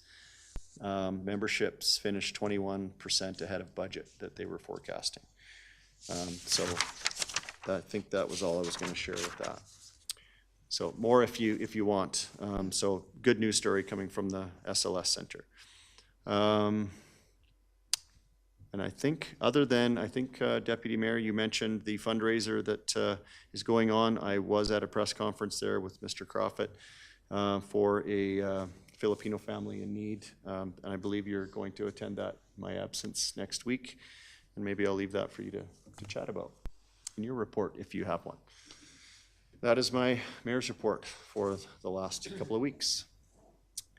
Councillor Wilson, you've got a councillor report? I've got 2 items, yes. I was ready to report on these 2 items 2 weeks ago when we had that regular council meeting with the very robust and passionate and lengthy public hearing that ended the meeting for us. So kind of old updates, but the library board, which the mayor mentioned, Cochrane Toyota is providing the library with a new 2024 RAV4 to aid in transport programming collections to our community, and it supports their 20 to 24-26 plan of service goal to increase accessibility by going beyond the walls, which is what the mayor talked about with if you can't expand the walls, they're attempting to go out into the community, and that's at least exciting to see how that'll materialize, so we'll see. There's a new executive at the library board. We appointed a new chair, Rhonda Newman. I just wanted to congratulate and thank her for stepping up, and thank Cindy Baum, the outgoing chair, who I only shared 1 meeting with, but you could tell that her 4 to 6 years there, she'd left a large blueprint and a big legacy, and we're sad to see her go, and thanks to Cindy for all she did for the library board. And finally, they just wanted me to get everybody ready for May 6th when they are coming to present to council. They heard loud and clear our deliberations during budget time about how we needed more information to assess their increased funding asks, and they're here to give it May 6th, I guess, so we'll see. So that's 1 item, and then I just wanted to touch on Mid-City's Mayor's Caucus. That was way back sometime in early January, but I just wanted to say that it was very useful for me. I thought the Strong Towns Community Action Lab learnings that I talked about at length earlier. It was good to actually meet people face to face and see what that program's like in its midst. That was very useful. I thought there was a lot of networking opportunities with like municipalities, MLAs, provincial ministers. Our mayor did an excellent job chairing the whole event, I thought, as he chairs the caucus currently. Yep. It's absolutely evident to me that Cochrane's concerns are well advocated at the provincial level, as well as the tremendous relationships for learning and sharing between Cochrane and other Alberta mid-sized cities. Just a couple education examples of things we learned there. I jotted down 3 here. Canmore's unique affordability housing policy, Fort Saskatchewan's non-residential incentives and initiatives, their housing mix, and their brownfield lands regeneration project they had going was interesting and useful. And then Medicine Hat's tax splits and densification learnings, both the good and bad, I thought were useful. And just overall, I've been to all the conferences we attend annually and semi-annually, biannually, I should say, the federal, the provincial, and now the mid-sized mayor's one. And I took more from this one than I've taken from the other ones. And if I was going to proceed to include myself in an upcoming conference, I wouldn't hesitate to go back to mid-sized mayors over the first 2, simply because I think it was more relevant to our day-to-day ongoings at Cochrane Town Council. I thought it was really useful. So thanks for sharing and setting that up. And anyone that didn't go, I think it's a useful exercise. And that's my report. Thank you, Councillor Wilson. Appreciate that feedback. Councillor Federico. I did hear through the grapevine, because the Rocky View Handy Bus meeting was canceled last month because Mr. Siller is busy operating the bus as well as trying to run the organization overall. So, but I did hear good news that they have added their 5th bus to their fleet. And that's all really based on Mr. Siller's hard work, so I wanted to give him a shout out, because if I've ever seen a lean, mean fighting organization, it's probably the Rocky View Handy Bus. So congratulations to all the work that they've done there. And this past week, I did attend, not necessarily wearing a council hat, but just a regular hat as a human being. I attend the Helping Hands meeting that they held at the Cochrane Library to discuss inclement weather sheltering solutions. And this is something that I will hopefully have an opportunity to sit down with somebody from administration side to kind of discuss some of their ideas that they had. And they're really looking at it from the volunteer side of things. but also looking to perhaps find some sheltering opportunities as we move forward, and not just discussing the cold weather options of hitting -40, but also warm weather, and just people that end up in situations where pipes freeze or they just have a family in need. So I look forward to kind of advancing that conversation. It was very, very well attended, probably 50+ people. Representations from FCSS were there, as well as Be the Change YYC. I think it's an important conversation that we need to get a handle on and not be behind the 8 ball on this one again. Councillor Reid? Thank you. Like Councillor Wilson, I had this report ready 2 weeks ago. So if you don't mind, I'll give it now. So I'm going to report on the FCSS meeting. January 10th, Teresa Bolton has been reappointed as chair, which was good news. They also highlighted an excellent program called Cochrane Connect Card. It's for low-income individuals to get access to at least 25 different businesses and services in our community, depending on their income. Likewise, in January, CPC, the Cochrane Planning Commission met, and Heather Moore was reappointed as chair and George as vice chair. I also wanted to note that I continue to be impressed by the professionalism of our staff in the planning department, and they probably don't get enough shout-outs, but that they deserve, but they do just such an excellent job at CPC. And then last, I wanted to say that the reappointment of Teresa, the reappointment of Heather and George are excellent examples of where public boards should have public members chairing them. Thank you. Councillor McFadden? Yeah, thank you very much. I didn't have this prepared 2 weeks ago. But I'm really enjoying representing council on the Cochrane Tourism Board. That's a great crackerjack group. I got to dive into their strategic planning session for my first 4-hour meeting, so that was good. But yeah, actually they've got some great ideas, some great people involved in that, and I'm really looking forward to liaising with that group on council's behalf. As I mentioned, the Parks and Rec had their first meeting that was mostly just an orientation session, and we kind of highlighted the proposed work plan, and they're excited to begin that work. I also participated in one of the Rocky School has some online classes, so I went and I spoke online with the grade 6 class, so Ms. Local Laundry's grade 6 class, so those are always fun anytime you get to talk to kids and try to convince everybody to be mayors when they grow up. And then, yeah, I wanted to double down on Councillor Fadeko's shout out to Mr. Schiller at the Rockview Regional Handy Bus. If there was ever an organization that knew how to get value out of every dime, it's that organization. And he has such a passion for his work. Yeah, so much respect there. So any shout outs to that organization and his leadership are probably past due. So that is my report to date. Okay, moving on. Deputy Mayor? Okay, just quickly, it is a lot of fun meeting with the grade 6s here, and the questions that they have are just amazing. There's definitely some leaders upcoming in that group. The Midside City Mayor Summit was actually excellent, just as Councillor Wilson outlined. The networking was great, and the advocacy for Cochrane and with the ministers and the MLAs that were there. And to be able to hear all the innovative things that other communities are doing. And I think we connect with them so well because they're like-sized communities. They're not big cities or small hamlets. They're all similar to us.